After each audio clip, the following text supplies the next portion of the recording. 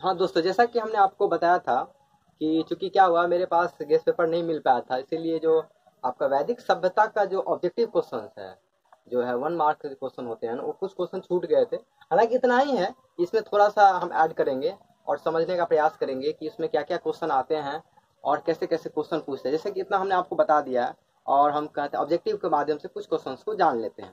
ठीक है, तो वो हम देखते हैं और फिर देखते हैं कि इससे कितना हमारा क्वेश्चन बन पाता है।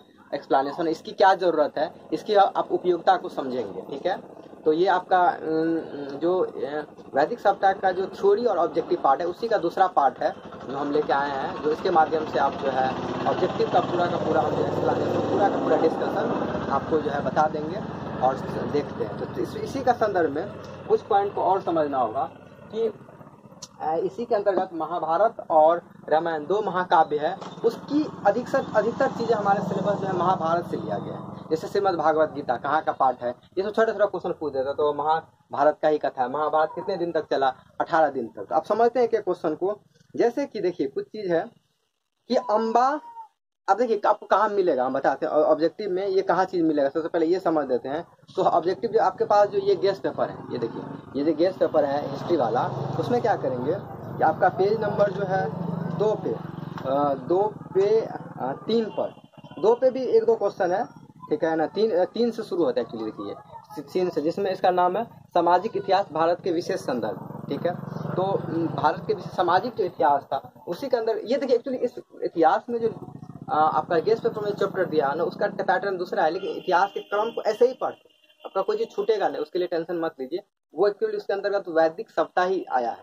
तो वैदिक सप्ताह में जैसे कुछ क्वेश्चन को पढ़ लेते हैं।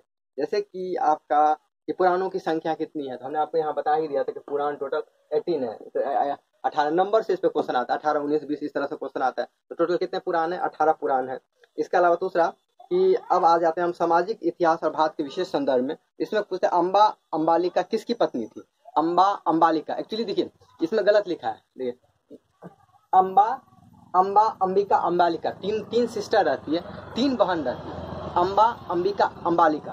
तो अम्बा क्या होता है, देखिए तीनों को क्या कहते हैं? भीष्म पितामह। एक्चुअली स्वयंवर तीनों का रहता है, तो तीनों को जो है उसके स्वयंवर से उठा के ले आते हैं और फिर कहते हैं कि हम अपने भाइयों से उसका शादी करेंगे। लेकिन अम्बा कहती है कि मतलब भीष्म पितामह मना कर देते, क्योंकि वो प्रतिज्ञाबद्ध होते हैं कि वो हम कभी जीवन भर शादी नहीं करेंगे। तो क्या करती है, कहती है कि तुम इस हमारे दूसरे भाइयों से शादी कर दो। तो वो मना कर देती, कहती है नहीं, शादी तो करेंगे तो तुम ही से, और नहीं तो हम शादी नहीं करेंगे, जीवन भर जो है कुमारी रहेंगे। तो वो फिर भीष्म पितामह बोलते नहीं, हम प्रतिज्ञाबद्ध है, हम नहीं कर सकते। तो वही आगे जाके वो श्राप दे देती है और उसकी मृत्यु का कारण बनता है। तो इसमें अंबिका और अम्बालिका, एक्चुअली ये जो है, देखिए ये जो है ना अंबिका और अम्बालिका, ये एक्चुअली तो ये विचित्रवीर्य की पत्नी रहती है। एक्चुअली होना रहता है तो ये जल्दी बीमार होकर ये मर जाते हैं, चित्रांगदा, और इसका फिर इससे शादी भी नहीं होता है, इसलिए इसे विचित्रवीर्य से ही दोनों का शादी हो जाता है, यानी अंबिका का और अम्बालिका का। तो ये इसके पीछे कहानी, इसीलिए ये हमने आपको बताया, ये फैमिली चार्ट आपको एक बार बनाना पड़ेगा और रिवाइज करना पड़ेगा। लगभग आपका 3 से 4 से 5 क्वेश्चन इस पे आने की संभावना रहती है, इसलिए आप उसको कंठस्थ कर लीजिएगा। ठीक है, चलिए आप समझ, वैसे भी ये आपको जानना चाहिए, क्योंकि ये महाभारत का एक और आपका क्या एक थीम है, एक जो है ना सेंट्रल बात है, उसके बड़ा वंश परंपरागत चीजें हैं, जिसमें आपको जानेंगे तो आपको अच्छा भी लगेगा और सुनने में भी अच्छा लगेगा, आपका क्वेश्चन भी बन जाएगा। ठीक है, तो ये हुआ। अब देखिए अम्बा अम्बालिका किसकी पत्नी? ये हो गया महर्षि वेदव्यास द्वारा उत्पन्न संतान। अब देखिए, चूंकि अब इंटरेस्टिंग बात क्या है, देखिए ये व्यास, ये आपका व्यास जी है, वेदव्यास जी। तो वेदव्यास जी के द्वारा जो उत्पन्न आपका जो संतान है, ये देखिए, ये अब इंटरेस्टिंग कहानी, ये आपका सन्या, आपका क्या सामने जो ना, तो देखो ये वेदव्यास जी का एक्चुअली कोई संतान नहीं होता। इसमें क्वेश्चन थोड़ा घुमा पूछता है कि वेदव्यास द्वारा उत्पन्न संतान कौन था? तो वेदव्यास जी का एक्चुअली संतान, अपना संतान नहीं रहता। इसको थोड़ा समझिए बात कि इसकी चूंकि भाई मर जाता है, इससे इंटरेस्टिंग कहानी है। विचित्रवीर्य भी जल्दी मर जाता है, ठीक है, और सत्यवती का जो 2 बेटा होता है, चित्रगंधा भी मर जाता है, विचित्रवीर्य भी मर जाता है। उसकी जो 2 पत्नी अंबिका और अम्बालिका। अब इसके पास समस्या आता है कि जो है राजा बनेगा तो बनेगा कौन? मतलब किसी राजकुमार के जन्म होने से पहले ही जो है इसका डेथ हो जाता है, यानी मर जाता है। अब समस्या आता है कि एक तो राजा चाहिए, तो इसको बुलाया जाता है एक्चुअली। हमारे देखिए नीति शास्त्र के अनुसार थोड़ी सी अटपटा बात है, लेकिन सत्य यही है कि व्यास जी को बुलाया जाता है तो उसकी मदद से जो है अंबिका का, अंबालिका का और परिश्रमी एक आपका उसकी दासी रहती है, ठीक है ना। इस तीनों का एक पुत्र होता है, यही बात जानना है। तो अंबिका से धृतराष्ट्र जो अंधा होता है, इसके पीछे कारण भी है। जब धृतराष्ट्र ये व्यास जी आते हैं ना, तो ये आंख डर से आंख बंद कर लेती है अंबालिका, तो इससे इसका इसलिए पुत्र जो पैदा होता है धृतराष्ट्र अंधा पुत्र होता है। इस पर अंबालिका आंख तो नहीं बंद कर देंगे, डर जाती है। इसके कारण इसका जो पांडु पुत्र होता है वह जीवन भर बीमार ही रहता है। लेकिन विदुर परिश्रमी से जो पुत्र प्राप्त होता है विदुर, वो एक दासी रहती है, लेकिन वो स्वस्थ, अच्छा और बुद्धिमान पुत्र, इसलिए विदुर इतना बुद्धिमान, ठीक है। इसमें हमने लिखा नहीं है, ये परिश्रमी का पुत्र है विदुर, आप लिख लीजिएगा विदुर, ठीक।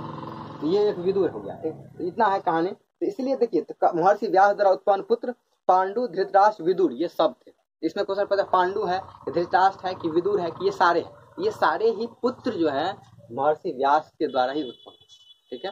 मैंने आपका क्या हुआ, ये अंबिका का पुत्र धृतराष्ट्र हो गया, अंबालिका का पुत्र पांडु हो गया, परिश्रमी का पुत्र विदुर, ये सारे, ठीक है। चलिए, भीम ने हिडम्बा के साथ कौन से विवाह, अब देखिए क्या होता है कि भीम का शादी होता है हिडम्बा से।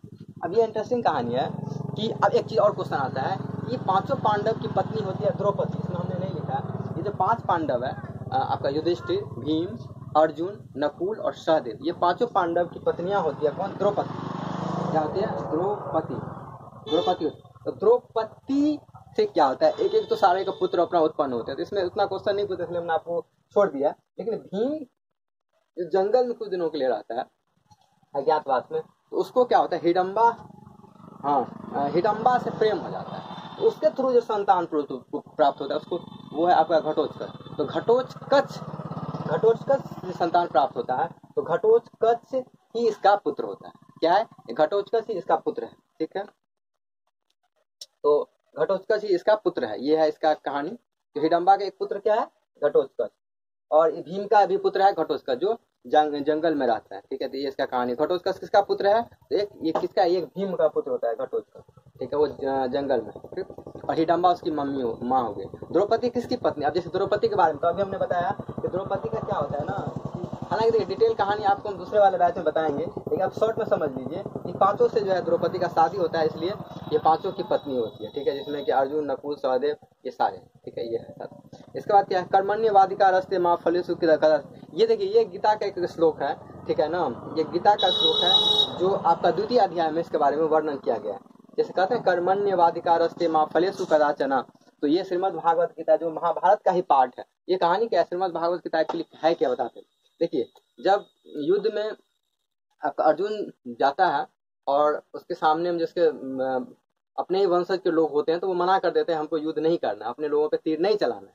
तो क्या तब क्या होता है, कृष्ण जी उसको उपदेश देते हैं और प्रेरित करते हैं कि नहीं है, तुमको युद्ध लड़ो, वो इसका फल का चिंता नहीं करो, मेरे ऊपर छोड़ दो, पाप पुण्य ये सब सारा दिमाग से हटा दो, और जो है सारा का सारा जो है मेरे ऊपर तुम डाल दो। फिर जो है अर्जुन तैयार होता है। तो वो जो पार्ट है, वो जो भाग है जो समझाया जाता है अलग अलग पार्टों, उसको हम लोग श्रीमद् भागवत गीता बोलते हैं। श्रीमद् भागवत गीता यही है, उसी का एक श्लोक है, कर्मण्यवादिका रस्ते माँ फलेषु कदाचन। श्रीमद् भागवत का महत्व किसके विचार से व्यक्त किया गया, अच्छा हाँ, श्रीमद् भागवत गीता के महत्व पर किसके विचार व्यक्त किए गए। इसका मतलब ये हुआ कि देखिए, श्रीमद् भागवत गीता जो आया उसके बाद अलग अलग लोगों ने इसको एक्सप्लेन किया, उसकी टीकाएं लिखी। टीकाएं लिखना का मतलब होता है कि उसको अपने सरल भाषा में उसको एक्सप्लेन करते हैं, समझाते हैं, तो उसको बोलते हैं कि अपने विचार को व्यक्त करना। इसमें गांधी जी हैं, विवेकानंद है, तिलक है, ये सारे लोग ही ने श्रीमद् भागवत गीता पे अपने अपने विचार रखे हैं, कि अपना अपना एक्सप्लेनेशन इसको बोलते हैं, अपने अपने तरीके से चीजों को बताया है, ठीक। हाँ, महाभारत का जो कुरुक्षेत्र का युद्ध है कितने दिन तक चला था, हमने कहा था महाभारत का जो है युद्ध 18 दिन तक चलता है। इसका इतना भयानक भीषण युद्ध होता है, और इसके बाद ये युद्ध खत्म हो जाता है। गंगापुत्र किसे कहा जाता है, हमने कहा था गंगापुत्र, देखिए क्योंकि ये भीष्म का हमने कहानी आपको पहले ही बता दिया था, गंगा का पुत्र होता है भीष्म, इसलिए इसको गंगापुत्र विष्णु बोलते हैं, ठीक है। यानी भीष्म और गंगापुत्र, शांतनु से गंगा से प्रेम, फिर इसका पुत्र, इसलिए इसको बोलते हैं गंगापुत्र भीष्म। चलिए आगे, महाभारत के किस पर्व में वर्ण व्यवस्था, ये देखिए महाभारत का अलग अलग पर्व है, इसमें शांति पर्व में क्या हुआ ना, वर्ण व्यवस्था भी, वर्ण व्यवस्था, ये हम थोड़ा ऑब्जेक्टिव में 2 नंबर में थोड़ा और ज्यादा एक्सप्लेन करेंगे कि ये वर्ण व्यवस्था क्या था। जब क्वेश्चन आएगा ना अलग अलग वर्ण और आश्रम व्यवस्था, तो वहाँ पे भी इसको समझाएंगे कि वर्ण व्यवस्था शांति पर्व में जो इसको उल्लेख किया गया। ऋग्वेद में पुरुष सूक्त में सर्वप्रथम किस वर्ण का उल्लेख किया गया है? ठीक है, आप देखिए वो शूद्र जैसे क्या है एक्चुअली ये इसलिए कहा गया है कि देखिए पहले जो वैदिक कल्चर में जो धर्म को जो चीजें जो कही जाती है उसमें आपको ब्राह्मण, क्षत्रिय और वैश्य, शूद्र की चर्चाएं नहीं है। जैसे ही ऋग्वैदिक काल से हम उत्तर वैदिक काल की तरफ बढ़ते हैं, ऐसे ही क्या होता है जाति में एक परिवर्तन देखा जाता है, जहाँ पे एक नया वर्गों का उदय होता है जिसको हम लोग शूद्र बोलते हैं। शूद्र मतलब उसको नीच जात समझा जाता था, उसको हम लोग शूद्र बोलते थे। तो शूद्रों का जो वर्णन हमारे ऋग्वैदिक काल में ही है, इसीलिए इसमें स्पेशली क्वेश्चन फोकस किया गया है। ऋग्वेद में किस सूक्त में? तो पुरुष सूक्त, ये अलग अलग चैप्टर्स हैं, उसके अंतर्गत जो है शूद्र शब्द का पहली बार प्रयोग किया गया है ऋग्वैदिक काल में। तो ये बात है, ठीक। दुर्योधन की मां, देखिए क्वेश्चन आ गई, इसलिए हमने कहा था ये चार्ट आपको काम आएगा। ये दुर्योधन, हमने कहा था आपका अंबिका का पुत्र होता है धृतराष्ट्र का, और धृतराष्ट्र की पत्नी होती है गांधारी। देखिए यहाँ थोड़ा गचपिच हो गया, इसको लिख लीजिएगा। धृतराष्ट्र की पत्नी है गांधारी और उससे जो पुत्र होता है प्राप्त दुर्योधन। तो इसका क्या, गांधारी और धृतराष्ट्र दोनों के मिलकर ये पुत्र होता है ये दुर्योधन। और दुर्योधन सारे कौरवों में सबसे बड़े हैं और सारे पांडवों में सबसे बड़े हैं आपका युधिष्ठिर। तो ये पॉइंट आपको याद रखना पड़ेगा। चलिए हो गया। महाभारत की रचना किस भाषा में हुई? तो ऑब्वियस सी बात है संस्कृत भाषा है। महाभारत की जो ओरिजिनल भाषा है आपका संस्कृत भाषा है। ये सारे जो है चूंकि वैदिक काल में जो भाषाएं बोली जाती थी वो संस्कृत ही भाषा मेनली हुआ करती। इसमें नहीं पॉइंट है तो जोड़ लीजिएगा कि वैदिक काल में जो मेनी भाषाएं थी वो संस्कृत ही भाषाएं थी, ठीक। महाभारत में कितने प्रकार के, हाँ, विवाह का देखिए 8 प्रकार के विवाह का उल्लेख किया गया। हम ऑब्जेक्टिव 2 नंबर में आपको बताएंगे किस किस टाइप से विवाह होते हैं, वो वहां पे आएगा। टोटल समझ लीजिए 8 तरह के विवाह का चर्चा किया है। ऋग्वैदिक कालीन लोग किसकी पूजा करते थे? देखिए वह आपका हड़प्पा सप्ताह में क्या हुआ कि लोग प्रकृति की पूजा करते थे, लेकिन वैदिक सप्ताह में क्या हुआ ना, धीरे धीरे जो है प्रकृति से देवता की ओर आने लगे। स्पेशली ऋग्वैदिक काल में क्या हुआ, लोग ऋग्वैदिक काल उत्तर वैदिक काल, 2 चीज समझ। तो ये जो हमारा ऋग्वैदिक काल में था, हम क्या करते थे वहां तक प्रकृति का पूजा कायम रहता। वैदिक माने हड़प्पा सप्ताह से लोग प्रकृति का ही पूजा कर रहे हैं मेनली, जैसे अलग अलग देवता के रूप में उसको पूजा जाता। लेकिन जैसे ही उत्तर वैदिक काल आया वहां से क्या होता है थोड़ा सा ट्रांसफॉर्मेशन बदलाव आता है और ब्रह्मा विष्णु महेश का महत्व बढ़ जाता है। और इसी में आप त्रिदेव के नाम से जानते हैं, ब्रह्मा विष्णु महेश, उसका महत्व है, उसकी पूजा होने लगती है। तो ये आपका 3 हो गया। तो ब्रह्मा विष्णु महेश का पूजा इसमें होता है, ठीक है। प्राणों की संख्या होता है वेदों की संख्या, जैसे हमने पहले ही बता दिया आपका कि 4 वेद है, ऋग्वेद, यजुर्वेद, सामवेद, अथर्ववेद, ठीक है। ये क्वेश्चन हो गया।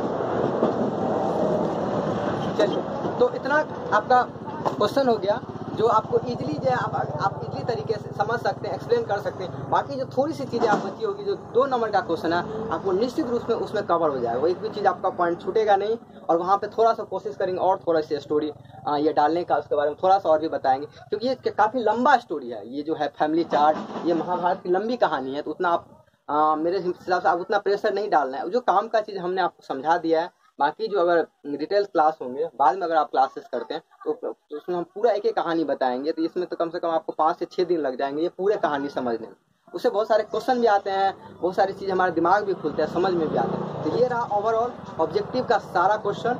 उम्मीद करते हैं इससे सारा का सारा आपका वैदिक सप्ताह से क्वेश्चन सारे के सारे बन जाएंगे, ठीक है। अब हम नेक्स्ट जो है 2 नंबर और 5 नंबर का क्वेश्चन लाएंगे, जो एक ही वीडियो में उसको कंप्लीट कर देंगे।